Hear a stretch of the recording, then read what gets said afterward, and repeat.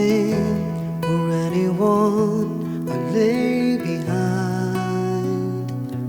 All my sins, every fault, I clear my mind. I wanna be where you are for rest of time. Jesus, Lord, my Savior, come fill me now.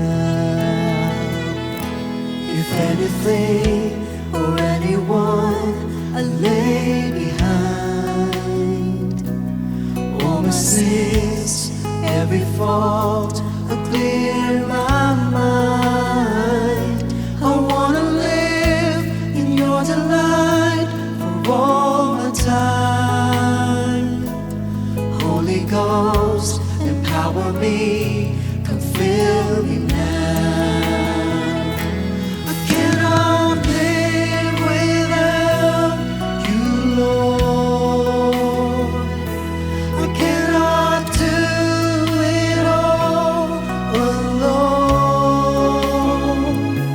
I wanna feel your holy fire in every step through every trial. I cannot live without you, Lord. If anything or anyone I lay behind, all my sins, every fault, I clear my mind. I wanna live in your delight for all my time. Holy Ghost, empower me, come fill me now. I cannot live without you, Lord. I cannot do it all alone. I wanna feel your holy fire in every step through every trial. I cannot live without you, Lord.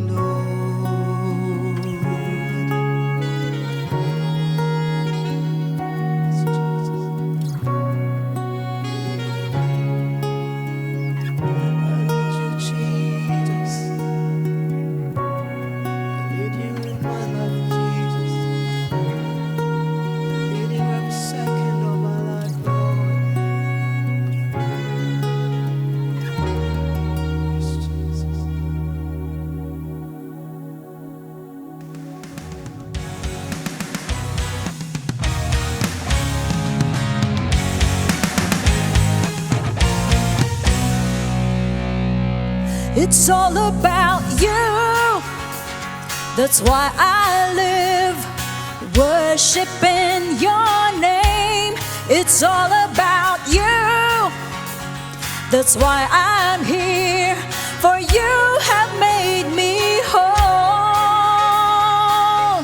I shout your praise above the earth, for you deserve more than this. Giving my life to you, I don't know what to do. You always care, you're always there. Hold me, don't let me go. I couldn't ask for more, 'cause you, my God, you've given your all and all.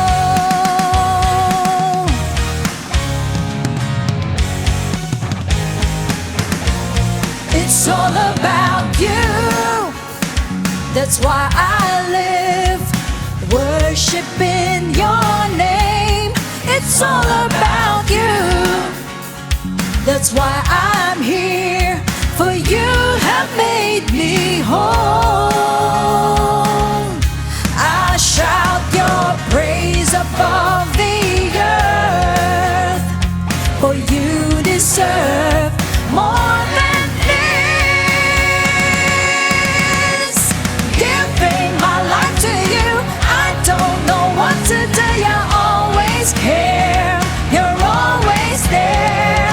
Hold me, don't let me go. I couldn't ask for more, 'cause you, my God, you've given your all and giving my life to you. I don't know what to do. You always care, you're always there. Hold me, don't let me go. I couldn't ask for more, 'cause you, my God, you've given your all and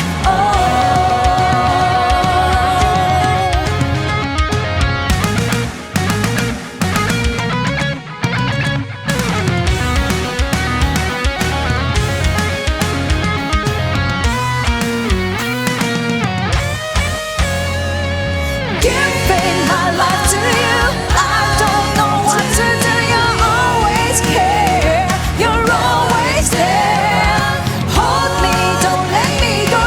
I couldn't ask for more, 'cause you, my God, you've given your all and giving my life to you. I don't know what to do. You always care, you're always there. Hold me, don't let me go. I couldn't ask for more, 'cause you, my God, you've given your all and all.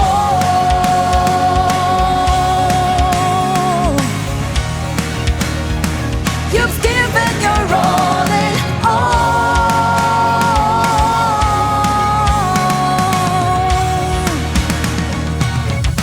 Thank you, Jesus.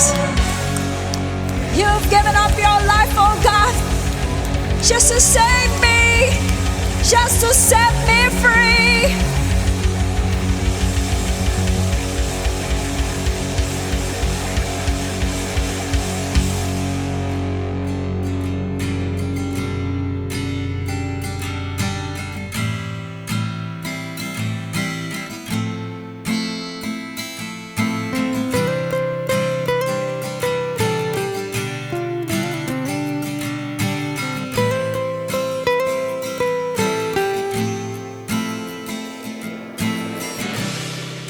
Savior and everything,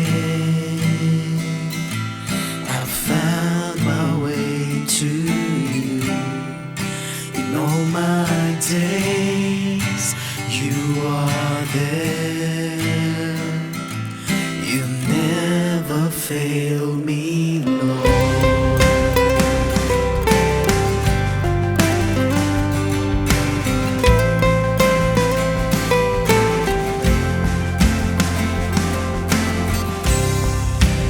Brought me in to your arms and carried me away. You held me close, now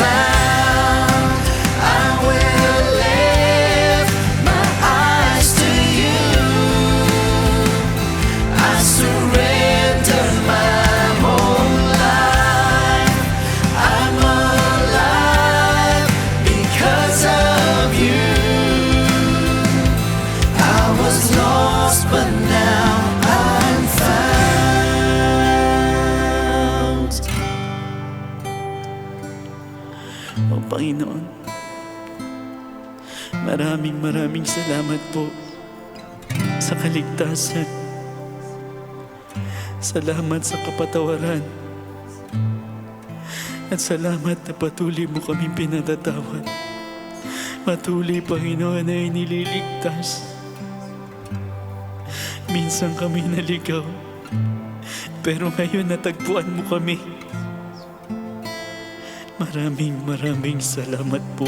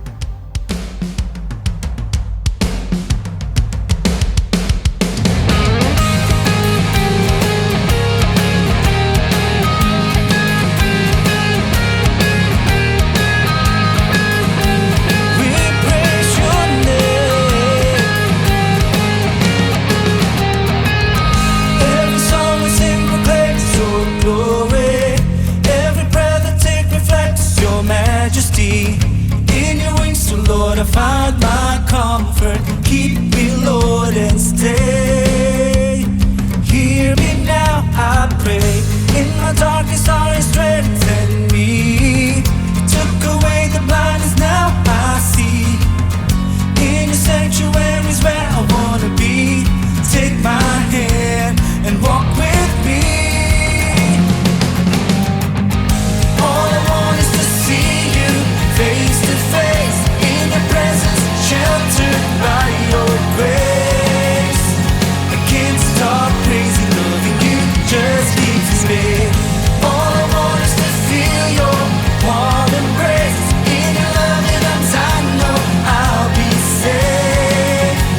I can't stop praising, loving you just keeps me going. Yes, Lord. Every song I sing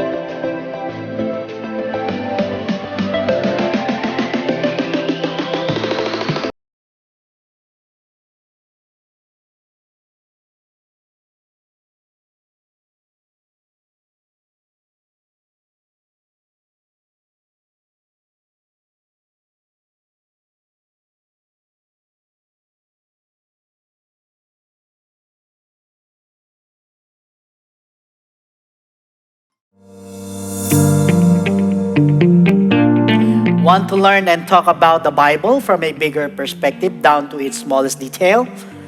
Catch us every Wednesday, 7 p.m. via an exclusive YouTube link.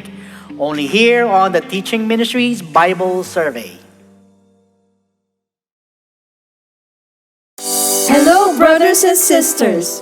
You're welcome to join us as we share insights from chapters and stories in the Bible. Relatability and practical theology. Pag-usapan natin yan. Let's make our weekly devotion a habit. Tune in every Tuesday, 7 p.m. here at Service Force Devotion.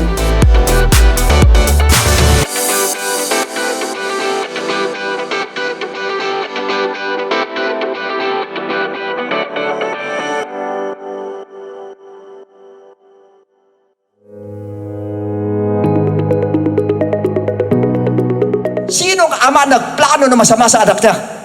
Sigurado ang plano ng Diyos sa atin, puro magaganda ang plano ng Lord sa atin, puro mabubuti ang plano ng Diyos sa atin, at hindi raw kayang bilangin ang plano ng Diyos sa atin dahil ganun tayo kamahal ng ating Diyos na buhay.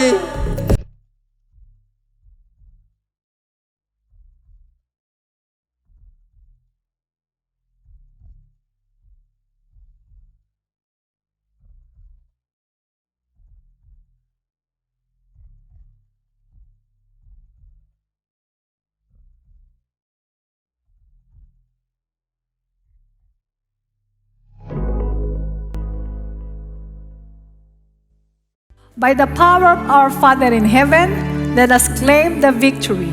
His blessings and yes are just prayers away. Together, let us offer our earnest prayers to God. For our brethren, families, friends, and ourselves. My God Connection, every Monday and Friday, 3 p.m. on Facebook, YouTube, and IGTV.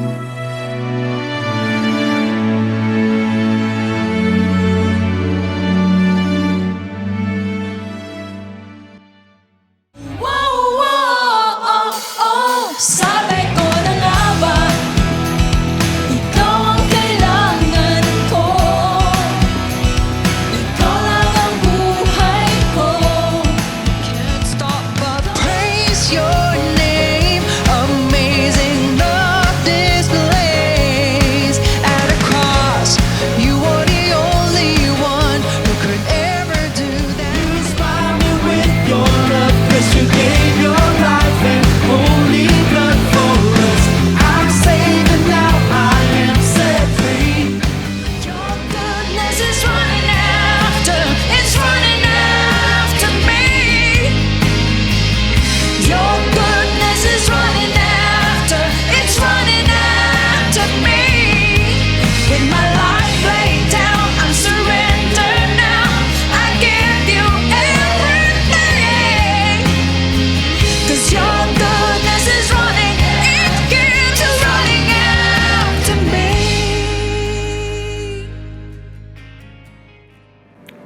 Wondering how to give your tithes and offering? Maraming paraan at madali lang po yan. Pwede kayong mag-transfer via GCash. First, mag-login sa inyong GCash account, i-press ang Pay Bills, then choose Others. I-type at hanapin ang Jesus Christ to God be the Glory Church International. I-type ang inyong pangalan as donor, your mobile number, purpose of donation by selecting kung ang ibibigay ay tithes or G-code, at ang inyong desired amount. Confirm your details to complete the transaction. And it's done! Ang bilis lang, di ba? What if from PayMaya? Pwede rin! Just key in our church's account number. Walang GCash, PayMaya, or coins.ph? Okay lang dahil may PayPal din tayo. Just go to our website www.jctgbtg.com and click the Give Today button.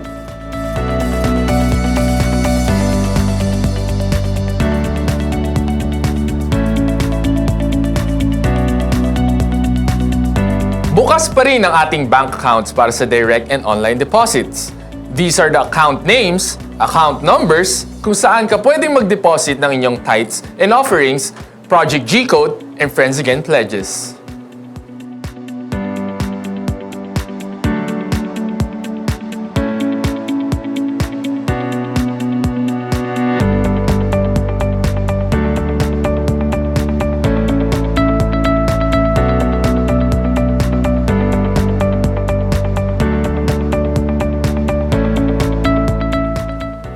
rin kayo magbigay through selected remittance centers. Kapag through Western Union, please write Efren Lopez as receiver and provide this contact number. Kung sa Palawan Express, M. Luwilier at Cebuana Luwilier naman. You can write Efren Lopez or Judith Lagunsad as receiver at gamitin ang number na ito. Para masigurong successful ang inyong pagbibigay, please make sure to message us at ating official Facebook page with your name, contact number, amount na ibinigay, reference number, at photo o screenshot ng inyong transaction. To know more about our online giving, contact us at 87113698, local 112, or send us a message sa ating official Facebook page or bumisita sa ating website www.jctgbtg.com. Thank you for being our partners and sharing the gospel throughout the world. God bless everyone!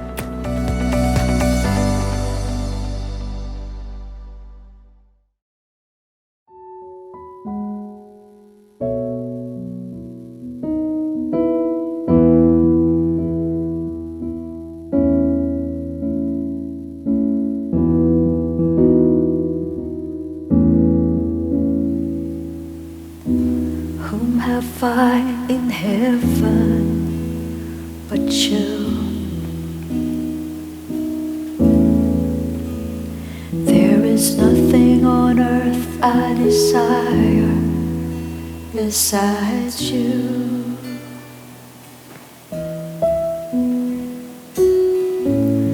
My heart and my strength, many times they fail,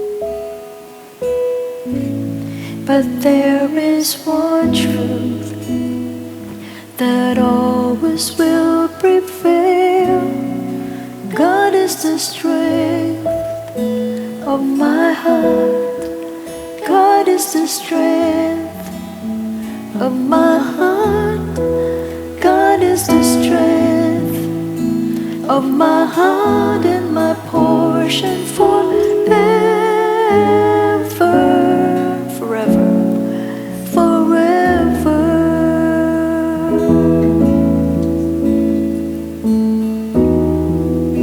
It's you, Lord. It's only you. Whom have I in heaven but you?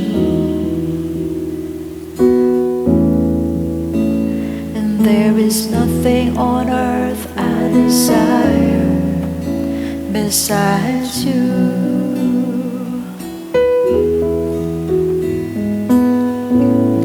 My heart and my strength, many times they fail, but there is one truth that always will prevail. Oh, God is the strength of my heart. God is the strength of my heart. God is the strength of my heart and my portion forever. God is the strength. God is the strength of my heart. God is the strength of my heart. God is the strength of my heart and my portion forever, forever.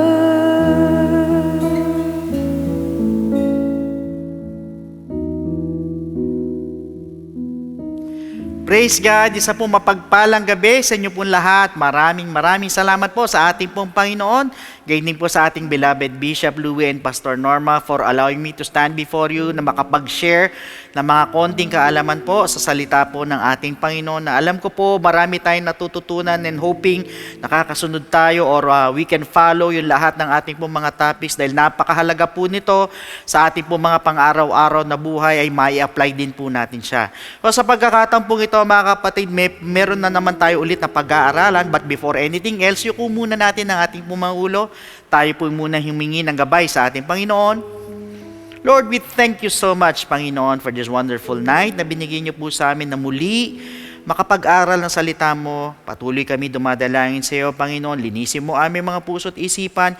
Ikaw po ang manguna, Panginoon, sa aming pag-aaral. You continue to feed us with your knowledge, your understanding, Panginoon, O God, na maintindihan namin ang lahat ng aming mapapakinggan sa gabing ito. Ilayo mo kami sa spirit of error. Ilayo mo kami sa mga technical issues at yung mga kasama namin na pauwi galing sa trabaho, hayaan mong umabot po sila sa aming pong pag-aaralan. Gayon din, Panginoon, basbasan mo yung ubang lingkod at hayaan mo ikaw lamang po ang maitaas sa oras na ito. Muli, kiniklaim namin ang victory sa araw na ito. Maraming salamat po. All these things we ask in your most precious and wonderful name, in the name of Jesus. Amen. So, praise God, brothers and sisters. Last week, we've gone through with what happened with Naaman. Napakaraming bagay na nangyari po sa kanya. But meanwhile, tonight, we are going to continue discussing the lessons that we can learn from him. Actually, marami pong tayo matututunan sa kanya. And I just want you to know na ito pong mga aral na ito from the story of Naaman are very applicable po sa ating pong mga buhay. Although, matagal na pong nangyari po itong storyang ito, but if we look closely, marami pong makaka-relate po sa atin kay Naaman. At yung pong kanyang kalagayan or yung pong plight he found himself in. So allow me to give you some important lessons from the life of Naaman. Una-una, no matter how powerful we think we are all vulnerable or weak. Isa po sa mga unang aral po, dito po sa storya po ni Naaman is, no matter how powerful we think, bilang mga tao, we are not as powerful as we seem to be. Akala mo lang, makapangyarihan ka. Mga kapatid, si Naaman po ay isang matinding warrior or he is a great warrior. O sa pamamagitan po niya, yung pong Syria had won many wars against Israel. At hindi lang po yan, siya rin po isang mayaman na tao. So despite of all of these things, si Naaman po had a big problem. Malaki po problema niya because he was a leper. And he could not do anything about it. So mga kapatid, katulad po ni Naaman, naniniwala po ako that there are people na matataas po ang antas sa buhay. Mayayaman, na talagang halos lahat ng bagay ay nasa kanila na po. Maraming accomplishments, yung mga achievements. Ang iba'y tanyag na tanyag or talagang kilalang kilala. However, deep inside, some of them may not be satisfied with what they have or yung kanilang mga achievements. And maybe some of them, hindi lang po natin alam, are suffering sa mga malulubhang sakit. Na kahit gaano po karami ang kanilang pera, ay wala pong magawa yung kanilang kayamanan. At yung po mga accomplishments po nila sa buhay. Alam niyo mga kapatid, I remember this foreign artist. Siya po isang matindi at sikat na action star to mga kapatid, na kumikita po na maraming pera, malakas kumita. Kaya lang po ang nakakalungkot, tinamaan po siya ng isang uri ng demensya. Kung saan apektado po yung kanya pong pananalita. Yung pag-iisip po ng maayos at nawala po yung kanyang memorya. Imagine, nawala pati yung memory mo. At wala po nagawa yung kanyang pera. Pati yung doktor po na gumagamot po sa kanya, wala po nagawa. So, naging sikat siya, pero ngayon ay wala na po siya sa limelight. I also remembered yung pong woman who was bleeding for 12 years. Naubos po yung lahat ng kanyang kayamanan, pero wala po nagawa ang mga doktor. In fact, nahirapan na po yung physical na katawan niya sa mga paggamot sa kanya, mga kapatid. At ang mabigat po dito ay lalo pa po siyang lumala. Pero nung dumaan po si Jesus Christ, ang Diyos po na nagkatawang tao, hinipo niya lang po yung laylayan ng damit po ni Jesus Christ. Gumaling na po siya kaagad. Nang wala pong kinalaman ng kanyang kayamanan, mga kapatid, take note, wala pong kinalaman yung kanyang kayamanan o yung kanyang pera, ni 5 centimos.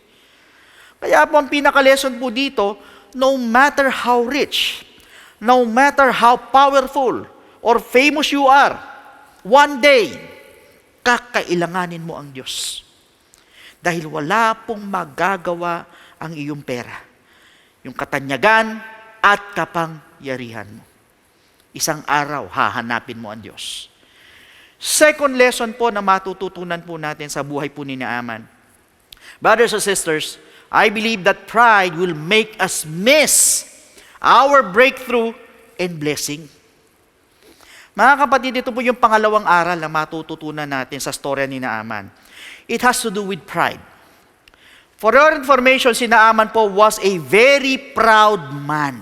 Ganon po siyang klaseng tao. Yung kanya pong estado made him so. Ang dami niya pong panalong victories, nabanggit ko kanina, sa mga labanan. Respetado siya ng mga tao sa paligid, yung mga nakakakilala po sa kanya. Kaya nung hindi po siya pinuntahan ni Elisha, he was not happy. Hindi po siya natuwa kasi hindi siya pinuntahan ni Elisha. Imagine, nakangailangan ka, pero hindi pumunta si Elisha. And to make matters worse, inutusan pa ni Elisha na to go wash in the dirtiest river around. Inutusan siya na lumubog doon sa isa sa pinakamaruming or maruming river or ilog sa paligid niya. Brothers and sisters, si Naaman po was about to walk away doon po sa kanyang opportunity to live. Dahil feeling niya po kasi he was disrespected. Para kumbaga sa hindi siya nirespeto. So, alam niyo mga kapatid, gusto ko sanang isipin na talagang hindi siya desperate. Pero naniniwala po ako, he must have already tried everything possible. Malamang sinubukan niya na po ang lahat. Ginawa niya na po ang lahat. At ang nakakalungkot po ay just because he was not receiving yung pong respeto na inaasahan niya, na ine-expect niya, at yung pong warm welcome na kinasanayan po niya, imagine he was about to give up on his blessing. Could you imagine that? Dahil lang sa ganyan, at sa pride, muntik na po niya ma-miss yung pong breakthrough sa buhay niya, yung pong pagpapala, muntik niya nang ma-miss. Kaya nga sinabi po ni Solomon in Proverbs chapter 16 verse 18, pride goes before destruction. Ulitin ko, pride goes before destruction. Ano daw ang una? Pride muna bago destruction. And a haughty spirit before a fall. For your information, brothers and sisters, ang pride po shows up in many different ways. Maraming paraan, iba't ibang pamamaraan. Sometimes, iniisip po natin we are better than others. For whatever reason. Walang iba po, iniisip po nila yung po mga certain tasks ay nasa ilalim lang po nila.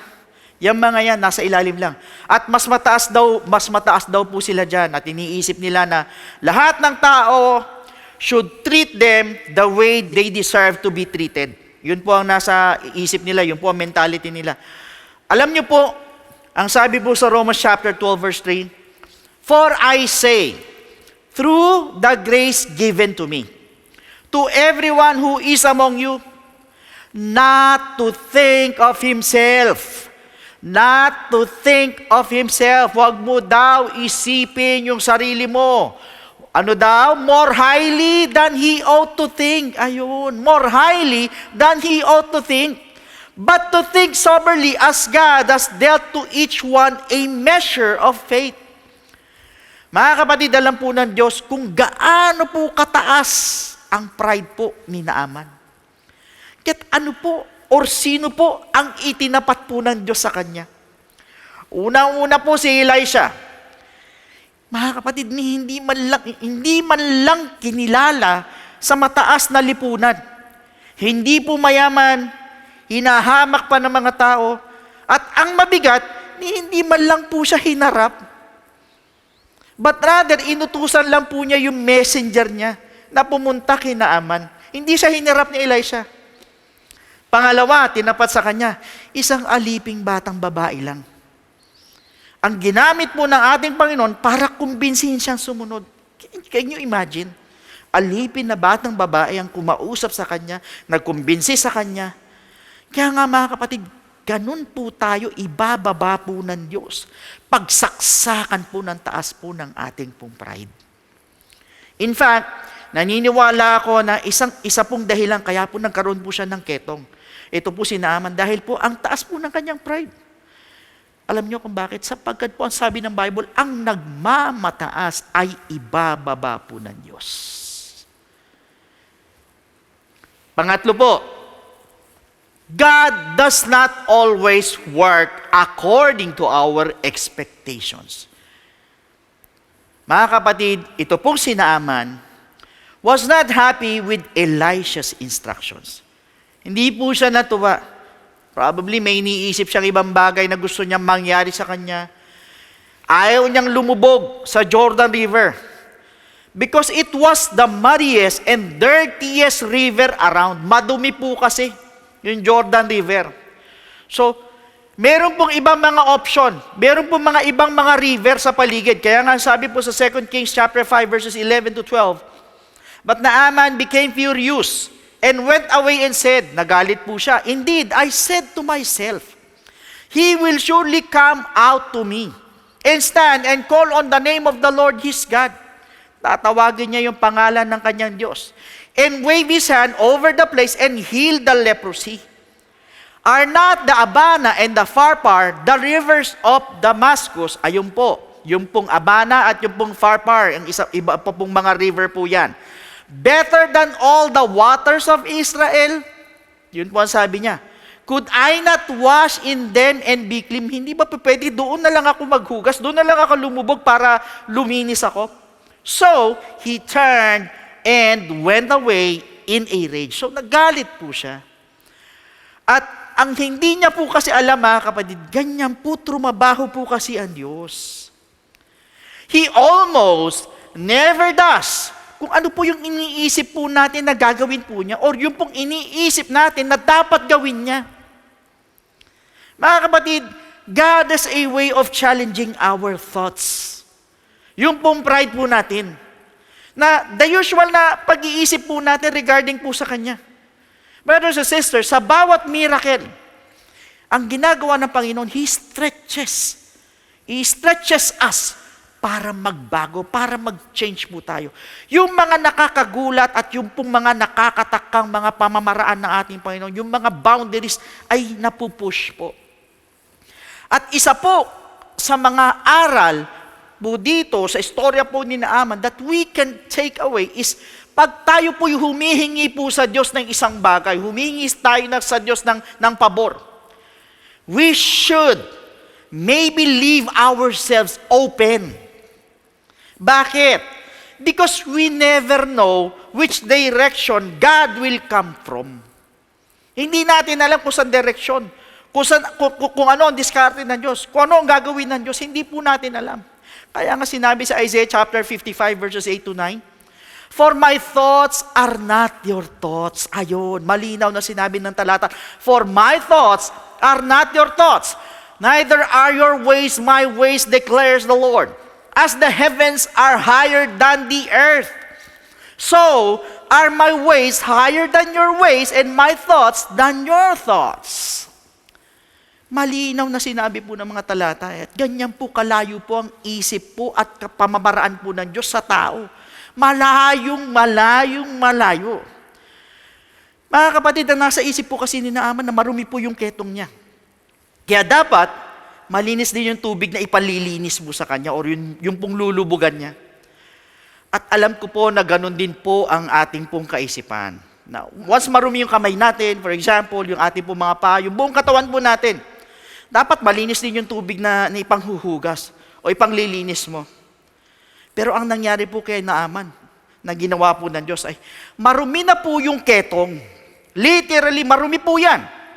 Pero ang pinalilinis sa kanya, marumi pa ring tubig. Ano po ibig sabihin? Kung tutusin po, yan po para ipaalam po niya kay Naaman na pag mataas ang pride mo, ay huwag kang umasa na tratratuhin ka ng Diyos sa paraang iniisip mong maganda.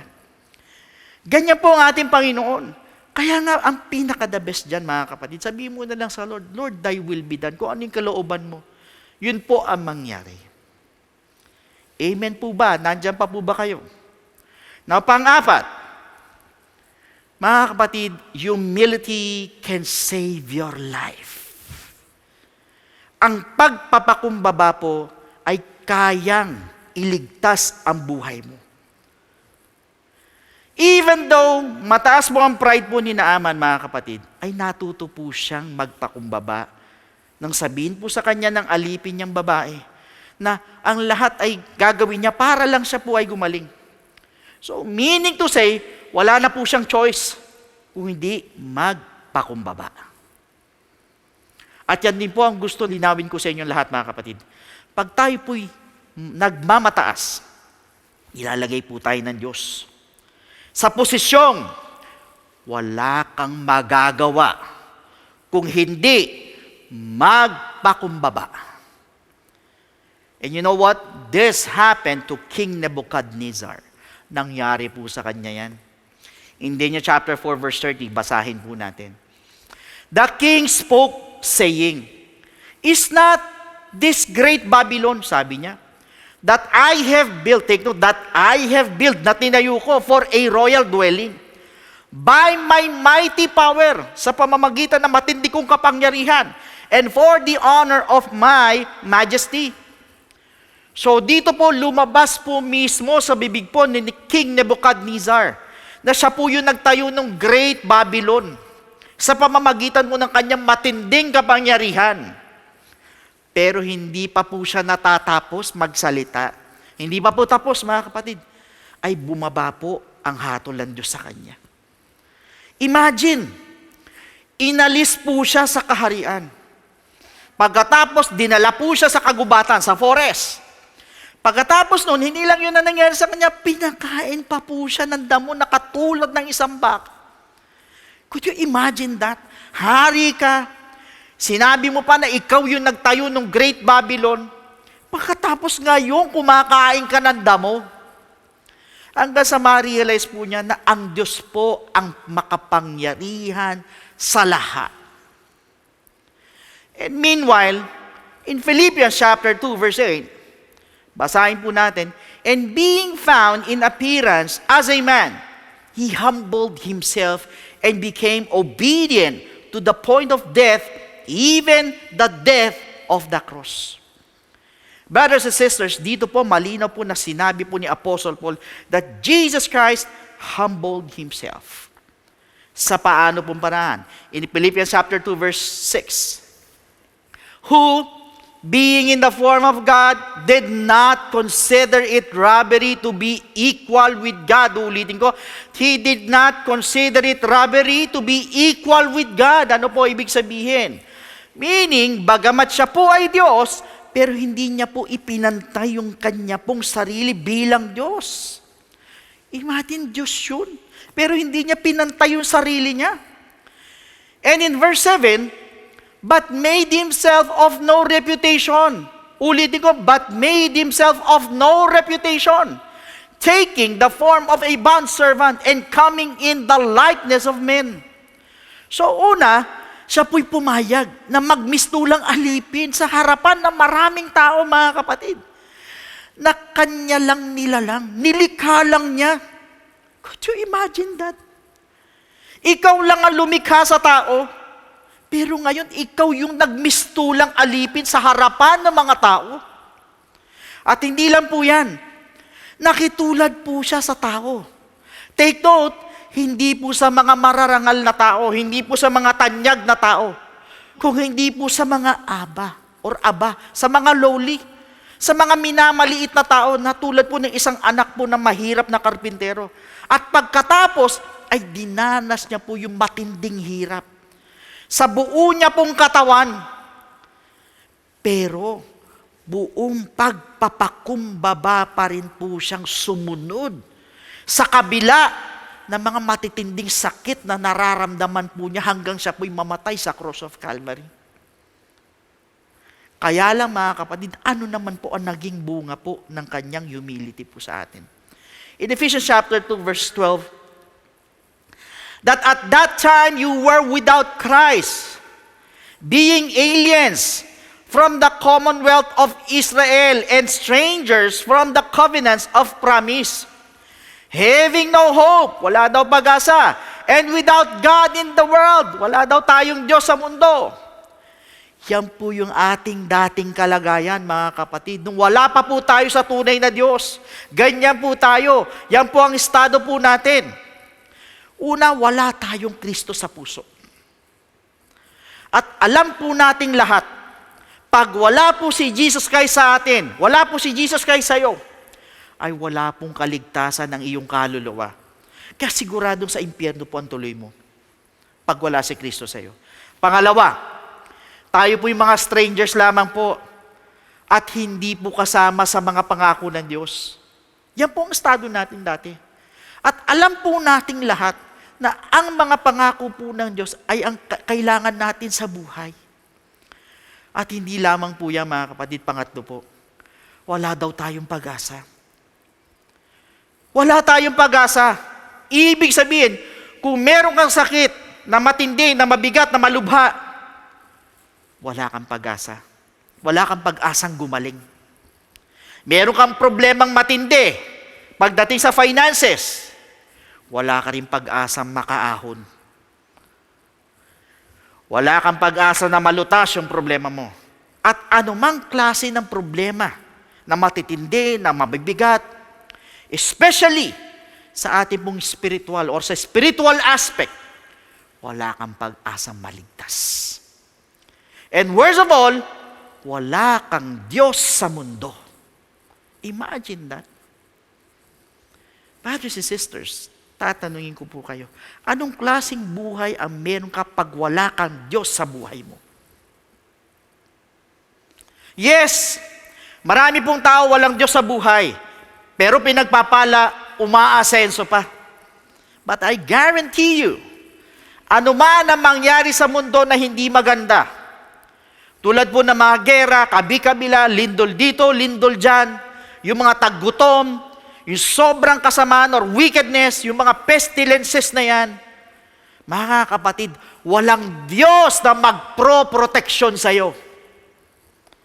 Pero dahil sa ginawang pagpapakumbaba ng ating Panginoong Hesukristo, doon po tayo nagkaroon ng pagkakataon na makilala po siya. Doon tayo nagkaroon ng pagkakataon na makasama po yung mga pangako, makasama sa mga pangako niya. Magkaroon ng pag-asa sa lahat ng aspeto ng ating pong mga buhay. Magkaroon po ng Diyos na magpro-protection po sa atin sa oras ng ating mga pangangailangan. And most of all, nagkaroon po ng kaligtasan. Yung ating kaluluwa na dapat ay patungo tayo sa impyerno, doon tayo dapat didiretso, mga kapatid eh. Pero dahil doon sa humility ng ating Panginoon, niligtas niya tayo dyan. Tutusin, impyerno tayo, patungo din tayo sa pangalawang kamatayan. At yan po yung naging reward ng down-to-earth humility ng ating Panginoon. So brothers and sisters, please do take note of these lessons from Naaman. Unang-una, huwag niyo pong kalimutan, no matter how powerful we think we are all vulnerable. Mahihina tayo lahat. Pangalawa, pride will make us miss our breakthrough and blessing. At pangatlo, God does not always work according to our expectations. Hindi po ganun ang Panginoon. Iba talaga ang pamamaraan niya. Pang-apat, humility can save your life. However, brothers and sisters, to all our first-time viewers, ang tanong po, paano natin maipapakita naman ang humility sa ating Panginoon? You know what? Kung paano? That is by accepting Jesus in your life and by believing in His gospel for you to be saved. Pag sinabi nating salvation in Ephesians chapter 2, verse 8, for by grace you have been saved through faith. So malinaw na sinabi na talatang ito, by grace we are saved through faith. Kaya lang po ang tanong, saan tayo mananampalataya at maniniwala? In 1 Corinthians chapter 15, verses 1 to 4, moreover, brethren, I declare to you the gospel which I preached to you, which also you received, and in which you stand, by which also you are saved. Ulitin ko, by which also you are saved, if you hold fast that word which I preached to you, unless you believed in vain. For I delivered to you first of all that which I also received, that Christ died for our sins according to the Scriptures, and that He was buried, and that He rose again the third day according to the Scriptures, So, sa madalit sabi, we need to believe in the gospel of Jesus Christ. Yung pong death of Christ, yung burial of Jesus Christ, at yung pong resurrection of Jesus Christ po yan. So, tatlo po yan mga kapatid. Death, burial, and resurrection na kailangan po nating paniwalaan at panampalatayanan. Kaya alam po, the question is believing enough?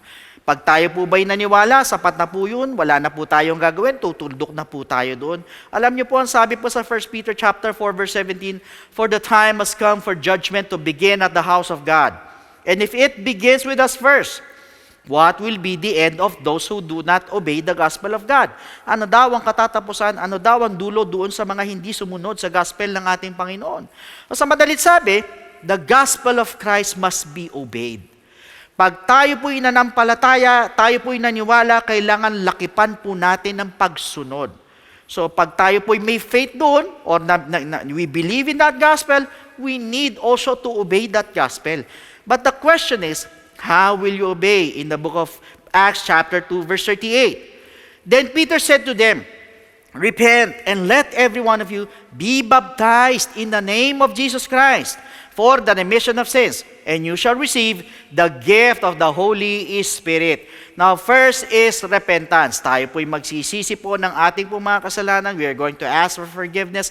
We are going to confess our sins. Hingi tayo ng tawad sa Panginoon, at naniniwala po ako, as long as nandun po yung genuine repentance sa ating pong mga puso, nakita ng Panginoon yan, talagang taos-puso na nagsisisi ka, the Lord is willing and able to forgive your sins no matter how great it is, no matter na gaano man karami yan, as long as nandun po yung tunay na pagsisisi, patatawarin at patatawarin ka ng ating Panginoon.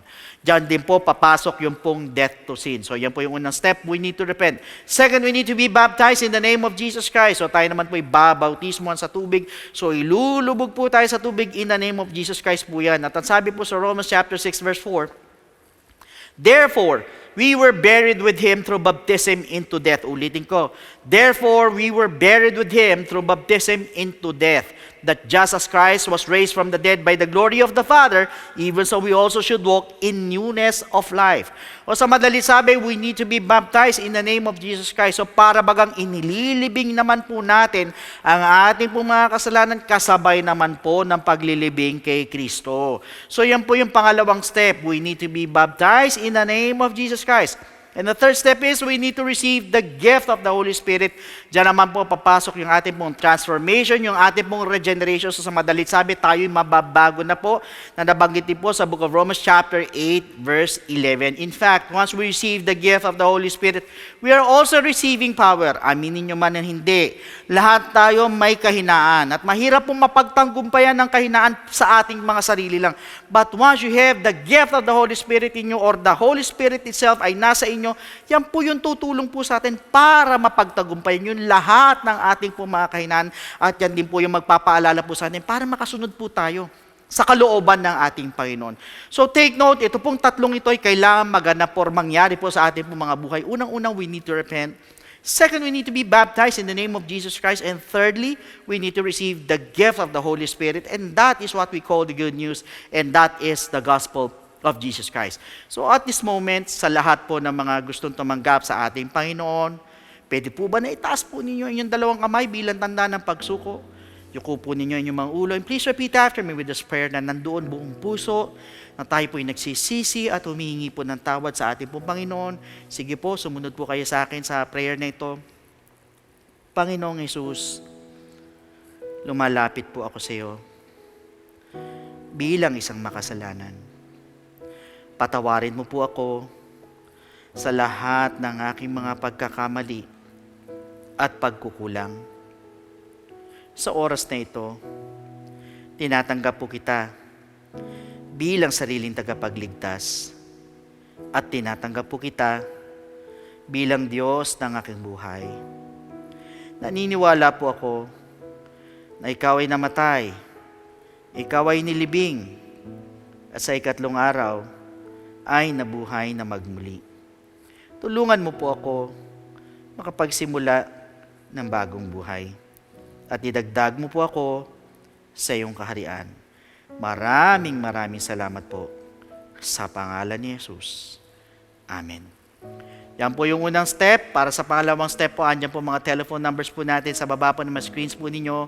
Pwede po kayong tumawag dyan para makapagpa-schedule po tayo ng water baptism or otherwise, mag-message po kayo sa ating pong FB page. Iwan lang po kayo ng mensahe para masagot po namin to give you further instructions. So at this moment, brothers and sisters, bilang pagtatapos po natin, muli, may I request everybody na yuko ulit natin ang ating mga ulo. Tayo po'y magpasalamat sa ating Panginoon. Lord, we thank you so much, Panginoon, sa mensahe mo. Salamat, Panginoon. Pinakita mo po sa amin kung gaano po ka-importante, Panginoon, O God, na ang pagiging mapagpakumbaba, Panginoon. Tulungan mo ang bawat isa po sa amin. Huwag po kami matulad po kay Naaman, Panginoon, O God, na nandun muna, napakataas po ng kanyang pride. Pero sa bandang huli, Panginoon, nag-humble down pa rin po siya. Salamat sa mga katuruang ito. Salamat sa mga paalala mo, Panginoon. Huwag mo kaming pahihintulot sa ganitong klaseng uri ng mga bagay, Panginoon, para hindi po namin ma-miss yung breakthrough, yung mga pagpapala, Panginoon, na nakalaan sa amin. Alisin mo, Panginoon, sa bawat isa po sa amin na nandirito, kung sino man ang kinakausap mo. Alisin mo, Panginoon, O God, yung mga pride sa aming mga puso, yung pagiging mataas, yung iniisip namin na mas magaling kami sa iba. Alisin mo, Panginoon, bagkos, Panginoon, bigay mo sa amin yung mga puso na nandun, yung mapagpakumbaba na puso, Panginoon. Lord, maraming salamat sa paalala mo. Pinupuri ka namin, and Lord, we look forward sa susunod na linggo sa mga ituturo mo po sa amin. Maraming salamat. All these things we ask in your most precious and wonderful name. In the name of Jesus, amen. So once again, brothers and sisters, God bless every one of you, and to God be all the glory.